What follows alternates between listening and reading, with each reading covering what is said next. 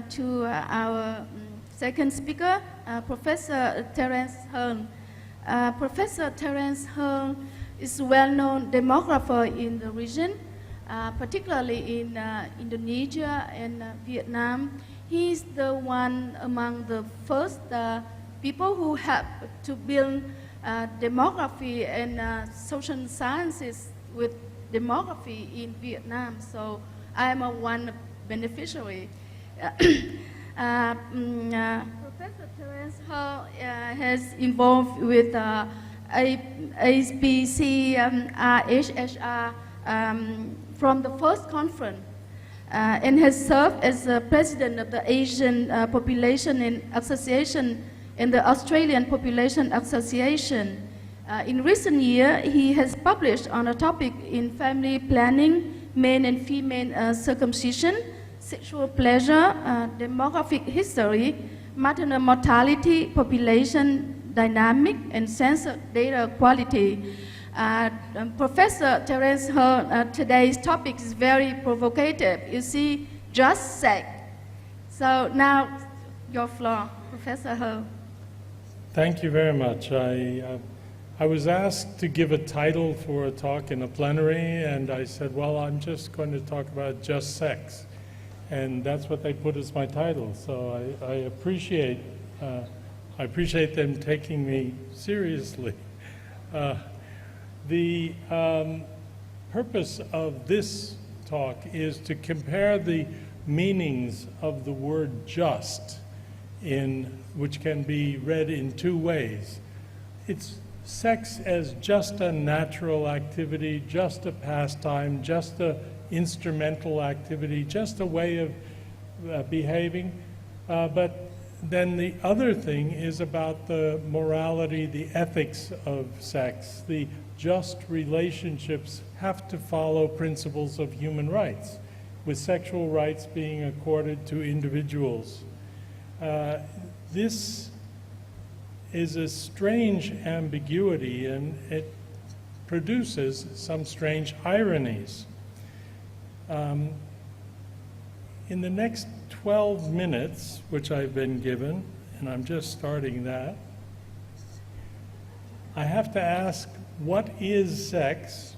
And Rosalia has already told me, whatever you do, don't try and tell this group what is sex. But I do want to say something about what is sex, because we know that President Bill Clinton in the 1990s changed the way that people understood the term sex. He, through his behavior, which was strange, we found that, he said, I did not have sexual relations with that woman, Miss Lewinsky. And then less than a year later, he said, I did have an inappropriate relationship with Miss Lewinsky, a relationship that was not appropriate. So he didn't have sex, but he had a relationship. And that leads us to what I regard as the Clinton effect. Two surveys in America done about a decade apart, using similar questions, similar sample design, similar numbers of undergraduates, people were asked, what do you understand as being sex? And you can see here that penile vaginal intercourse, penetrative intercourse, basically no change for males and females between the two surveys. Also penile anal intercourse. They don't always regard it as sex, but there's no change. What changed was the oral intercourse or oral contact. And it's a massive change. It was cut in half. So undergraduates are now regarding oral, what I call oral sex, as not being sex. This is some other category of behavior. What's interesting is that as you do surveys of the abstinence-only education kids, you find out that they say they have not had sex. They've had oral sex, but they haven't had sex. So we have this strange issue of the changing understanding of what sex even is. And if that's the case, and I won't go into the details of Bill Clinton and being taken to court and Monica Lewinsky being called to be a witness for a previous lover, you know, I mean, this guy had some real serious issues. But what you can say is that this kind of behavior tells us something about the people we deal with in education programs and surveys and so forth, and how we need to be extremely careful with our language so that we understand what they are telling us as much as they understand what we are asking them. We've got some real sexual harassers around the world now, and they're in the papers every day. We have a question, you know, when is harassment sexual harassment? And in the newspapers, as I read these stories about Charlie Rose and Roy Moore, this is a real wingding candidate for Senate who is being defended. He did not have inappropriate underage sex because there are country and western songs talking about how beautiful a 15-year-old might be or a 16-year-old. And so they're defending him on that. John Conyers and Al Franken are trying to explain what they admit is inexplicable. They did something wrong. But having said they did something wrong, then what is the next step? And we have the groper-in-chief, who is now, through his press secretary, sort of denying that he ever said what he was recorded as saying about groping pussies and having inappropriate relations with a whole range of people. So we know that harassment could be sexual harassment if it's an unwelcome, unwanted sexual behavior which makes a person feel offended, humiliated, or intimidated. Those are pretty clear. We know that it can be verbal, visual, written, or physical. In the ANU system, we had a case recently of a young woman who was having sex with a man in her room. He had his telephone switched on, and it was recording to the next room what the events were going on. And of course, you know, this was terrible because they took the recording down to the breakfast area the next morning and played it in front of all of her peers. I mean, this is outrageous. What does a university do about this? How do you handle it? You've got two students, some with really outrageous behavior, some who really need some help.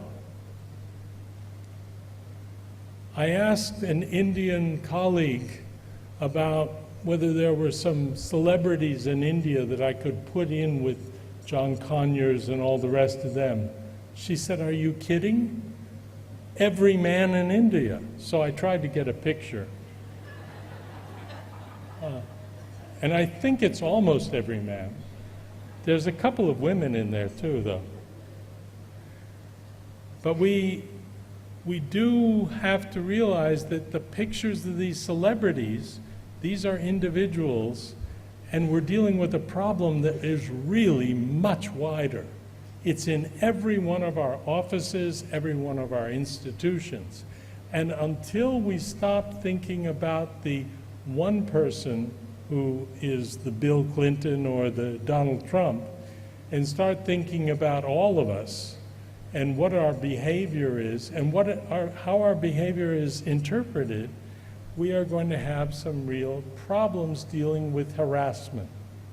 Now, sexual assault is somewhat different, because sexual assault is engaging in a defined sexual act without consent of the other person.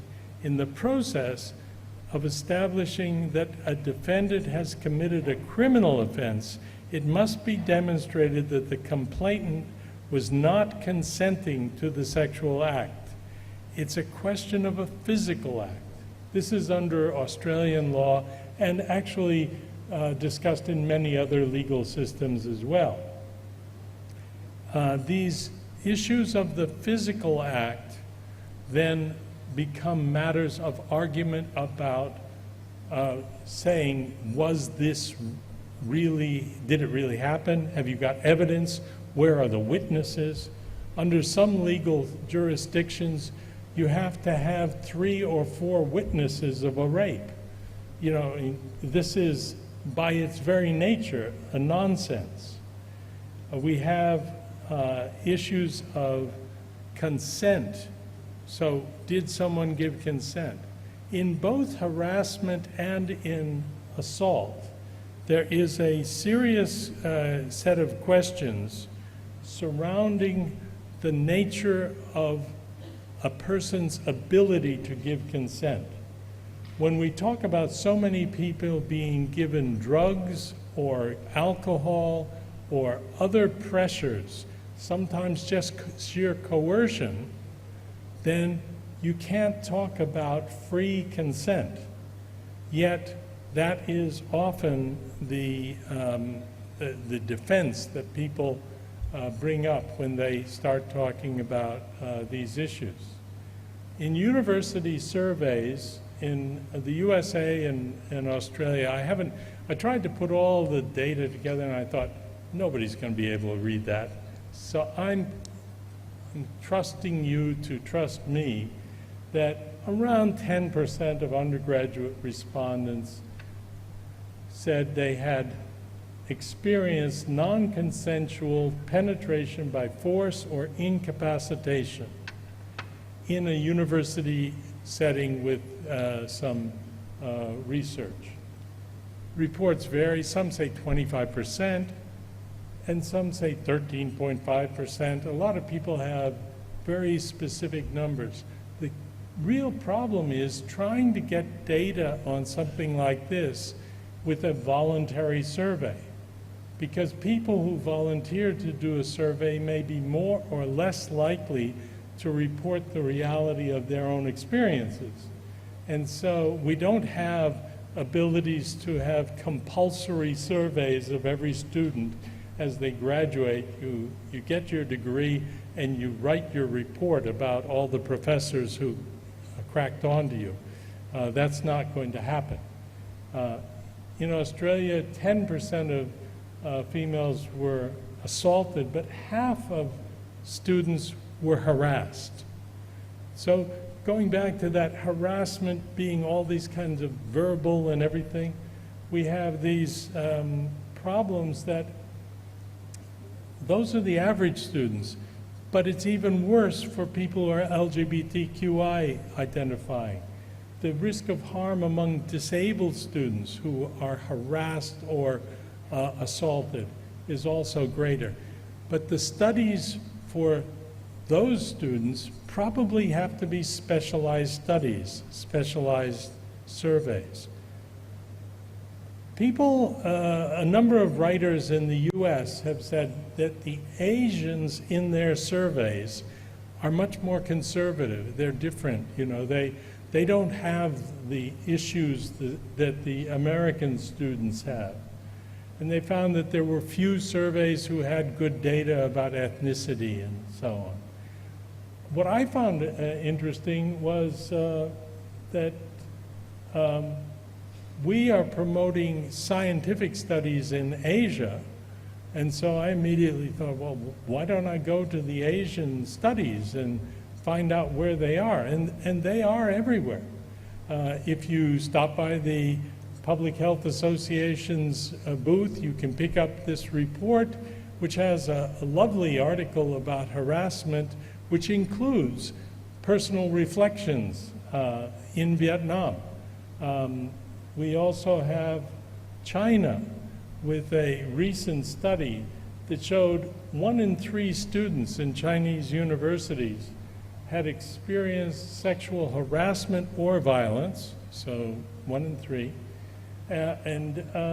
We find that the most common form was verbal sexual harassment, followed by the second most common form was being forced to kiss or touch private parts. Again, back to the Bill Clinton effect.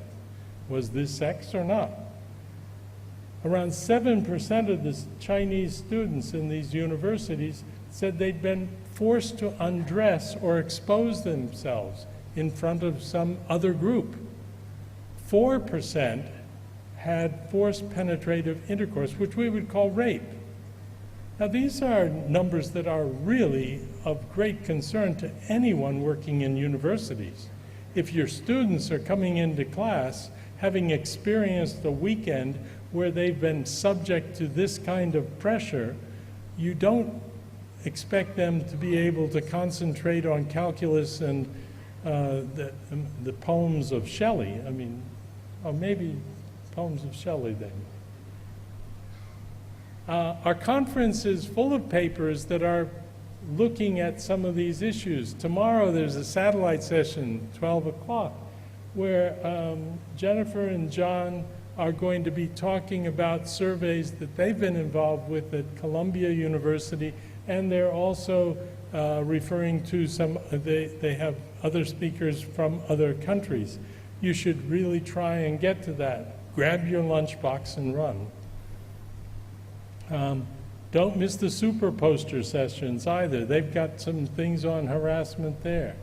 This is not so new and not so good news about campus sex, that where people who have been charged with sexual harassment or assault suddenly end up bringing in the lawyers. And the lawyers are defending what might be regarded as the indefensible. I should go back on that. I had a personal experience when I was an undergraduate on an honor court or disciplinary court of a university where a group of fraternity men, this is in 1965, were charged with raping someone using a drug. And the drug was, rendered the woman unconscious. She remembered enough to identify people, and the next thing you know, there was a New York lawyer representing the fraternity, defending these men and demanding that it go to civil court. This was a question of whether these kids should be thrown out of university, and I think that basically they should have been. But imagine, as a 19-year-old at that stage, my ability to deal with this lawyer who is starting to quote the various statutes, and we have to make decisions. In the end, they were thrown out, and their parents probably just sent them to a better university that they could afford. But we now have a new Trumpian person who is going to change the quality of evidence needed in university or young people's claims of harassment. And she has withdrawn, Betsy DeVos has withdrawn an Obama ruling that would have protected women in these situations. And this is just, this is one of thousands of these decisions, but it does make a very difficult problem more difficult. In Australia, we have a wonderful author, Benjamin Law, who has been defending the Safe Schools initiative, which was essentially a means of educating children in Australian schools to understand and be tolerant of each other's sexuality. And we suddenly have parents who are saying, this program is teaching my child how to put condoms on, and it's all fake. But what Benjamin Law has done is to analyze the degree to which this fakeness is carried on by the major conservative newspaper, which has got a constant stream of stories condemning safe schools. It is important to have good programs. It's also important to recognize our enemies. And what Benjamin Law has done is to tell us that we've got some serious enemies there in the space of reproductive and sexual health. And unless we start dealing with them more effectively, we're not going to be able to have clear programs on reproductive and sexual health, preventing harassment and other forms of sexual assault. The take home that I would like to give you, though, is that harassment and assault are issues that we've got to grapple with. What are the differences? Some people say, well, it's a continuum. Well, maybe. Whatever it is, when we start doing samples and surveys to try and do something about it, we've got to be concerned about our sample size. Most studies are too small to really reach the conclusions they want to reach. We've got to do something about the way people are selected. It's probably not a good idea to go through your Google address book to select your sample respondents. And we've got to do something about the validity using standard definitions. And we should be doing these surveys regularly, which means somebody's got to put up some money to pay for them. And the money is going to be substantial. So I hope that it's here. But at the end of the day, the real problem in Asia is we have to be socially transparent and individually confidential, meaning when the results come out, we want them to come out. And when they come out, they shouldn't be shaming or blaming individuals who answered the survey. So thank you very much, and I hope the future presentations will expand on it.